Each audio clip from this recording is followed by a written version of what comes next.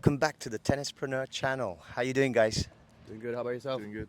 Awesome. Okay, you ready? Have a tough question. Well, first of all, can you introduce yourself, please? Can I have your full name, current ranking, and what are you doing in Marbella, Spain? So my name is Benjamin Hannestad. I finished college a few years ago and now started on the ITF Tour. Currently in Marbella to represent Denmark for the Davis Cup tie against Spain, and very excited. Yeah, my name is Carl Emil Overbeck. I just finished college a couple months ago, so now I'm starting on the ITF Tour as well.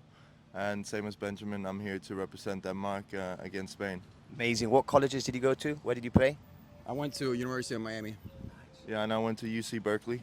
That's amazing. All right, guys, here comes the tough question. You ready? Go for it. Okay. So all these kids that are watching you guys play, all the pros, you all look so relaxed and smooth on the court, okay?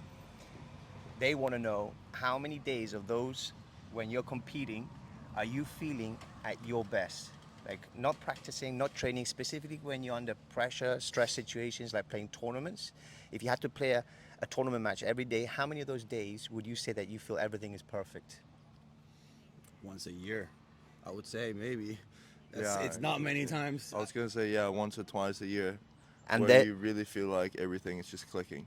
And there's the gap. These kids are watching you guys, and like I said, they don't understand. You guys are training 4 or 5 hours a day, fitness, everything, and it's only 1 or 2 days. So what do you do when you're not feeling great? How do you accept? How do you deal?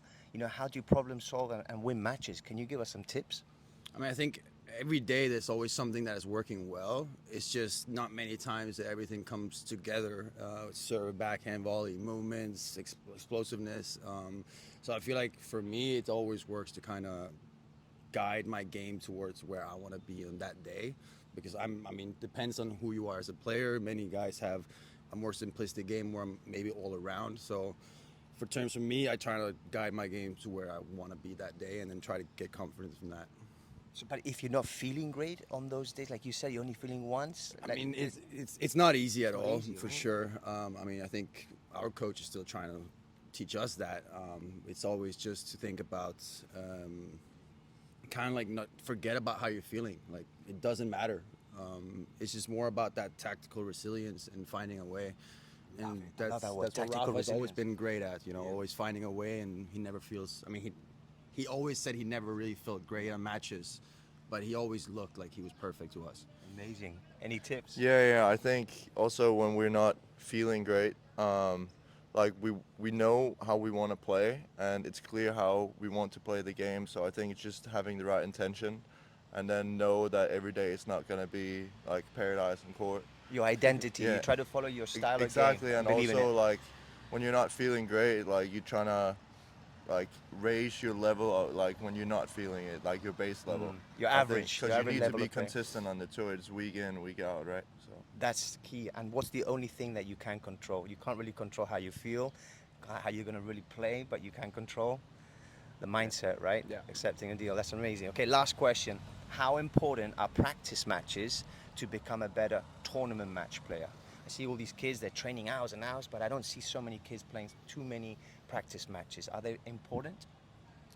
I think it's important to play a lot of practice matches. I think we do it almost every day. I think it just really helps you kind of get into more of a mindset of a competition. Like sometimes it's easy when you're doing baskets and other stuff to kind of just focus too much on technique and not really focus on the effort or how you want to play. And I think that's just the main part. It's too easy to kind of lose focus on the big picture and when you're just doing baskets or drills or hitting cross courts. Different sport, right? Yeah, it is, definitely. yeah, I mean, when you're just playing a tiebreaker in practice, it has less of meaning. If you're playing a set, it always gets more serious, and you never want to lose a set to the other guys. You know, so, It's hard to replicate what you're feeling in a tournament in practice matches, right? For sure. How do you guys Definitely. lock in? How do you make yourself feel that, okay, I'm actually pretending I'm playing a tournament match? How do you do that? How do you lock in? I mean, you can never get the same kind of adrenaline as a real match. That's just how it is. But we like to do maybe punishments. Yeah. I lost the punishment yesterday. It was pretty embarrassing. I think we have a lot of witnesses out there, but Really? yeah, we can send a video. But yeah, so I think we try to replicate it in different ways. So I mean, just to kind of get something put on the line. Okay. Last question. How important is journaling journaling after your matches? Do you think it helps kids? When coaches can't really watch their matches, so Yeah. if they express themselves and then, you know, give access to their coaches on the feedback that they had on the match, do you think that helps coaches?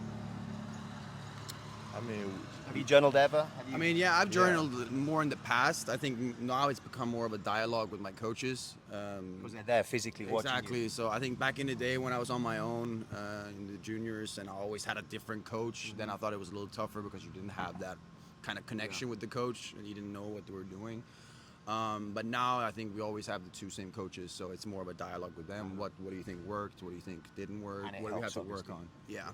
But I think dialogue is important. yeah, no, I'm on the same page. I used to do it in the past, not just after matches. I would just do it like pretty much every other week, just like sit down for a bit and then write stuff down. But now, yeah, we have a group chat. Did you share your journals, or did you not really? It was more for you. Sometimes, sometimes not. But now it's just like, yeah, a dialogue with the coach. We have a group chat where everything is going on. Do you think it would have helped you sharing your journals with your coach when they weren't able to watch you play your matches, so you can Well- transmit what went well and what didn't? Well, I would, no matter what, I would always call the coach afterwards and talk about the match. But And that's why you journal, right? To yeah, remember the things that Well, yes, but also just for myself. and for yourself. yeah. Amazing, guys. Good luck. Appreciate Enjoy it. Marbella, and yeah, I'm really impressed that you guys went through the college route and now you're professional tennis players. So that's awesome. Thanks for joining you. the channel. Thanks. Thank you so Bye-bye. much. Thank you.